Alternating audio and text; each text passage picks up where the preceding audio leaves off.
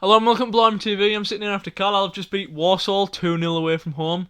And that puts us at last top of the league. Forest Green's game got abandoned because of weather, and if you've seen pictures of it, it's very understandable as to why. That game's going to have to be replayed. But that means, with that postponed, we are top of the league now. And that's it's what you love to see, isn't it? It's where we probably belong from the season, and what makes it frustrating is that we should be a lot further on top of the league with that draw at Bolton last time round. And, whatever that Harrogate score would have finished. Obviously postponed on, I believe, Tuesday. Yep, man of the match today, from what I've seen on Twitter so far and on the app FotMob, Taylor Charters. His first start in League Two, and what a game he had with the assist. I thought he was going to shoot, to be honest with you, but no, it just a little flick onto Amari Patrick, who absolutely buries it in the top corner. And I think he really played well today as well, Amari Patrick. Him and Taylor Charters were my two, man of the matches today. Joe Riley as well played well. Yeah, it just showed that we don't need to go out and buy a midfielder in January, and I think that's one of the reasons Chris Beach put him out there today, is to see, well, I'm going to give you a chance. And it proved to me that I don't have to buy a midfielder in January with the injuries. And, I think he did a really good job of that today, proving that he does belong in a League Two side. Perhaps even higher. But no, he played well today. And so did the entire team, really. Aaron Hayden, hopefully his last game at fullback.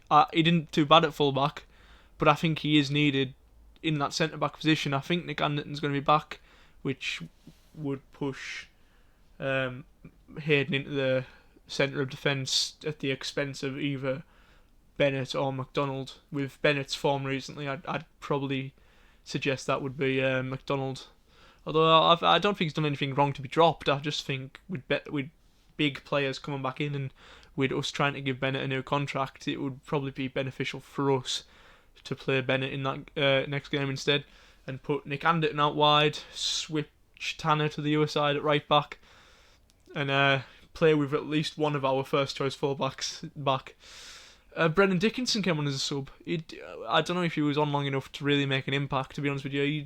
I can't really remember him touching the ball, to be honest with you, but he didn't really need to at that last part in the game when he came on, because we were already 2-0 up, and maybe I missed something from him, but I think it's just great that we have players like that back in the squad, because it's clear from what I saw at Gateshead in that pre-season friendly that he does have something about him. He was probably my man of the match at Gateshead in pre-season, which it's not saying much really, because that just seems years ago, but if he gets back to his full playing potential, then that's a really good player for stuff back in the squad, especially if Josh Coyote does get recalled by Rotherham, which people are going on about. Josh Coyote with the other goal today, it's a goal. It wasn't a particularly well worked. Well, it wasn't a particularly well executed goal. I think maybe the keeper should have done better, but at the end of the day, they all count the same, and that is another goal to put towards Josh Coyote's performance. I think he looked. It's a theme with Josh Coyote. Sometimes he plays really well and doesn't get a goal, and then when he doesn't have the best game, he does end up scoring. So yeah, I think he played well. Amari Patrick, great performance as he always is.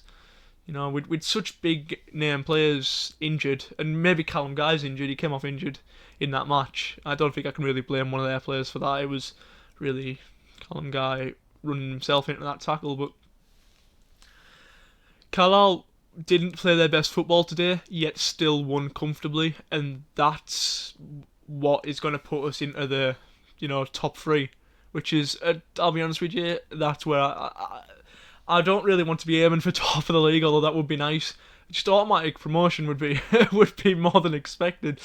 A playoff place would be, I'd be happy with that, I think. But we've set our standards higher now, and I think that's what we should be aiming for, top three.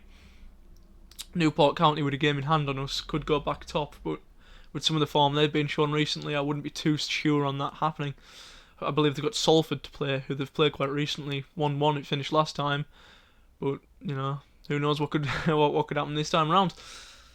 So yeah, John Mellishaw as well. So we've played this game without our top goal scorer this season, and we've played it without both our first choice fullbacks.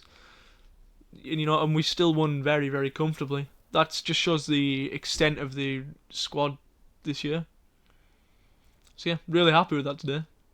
Good performance from everyone, including especially Taylor Charters and Marty Patrick. They were my two man of the matches today. So yeah, in a bit.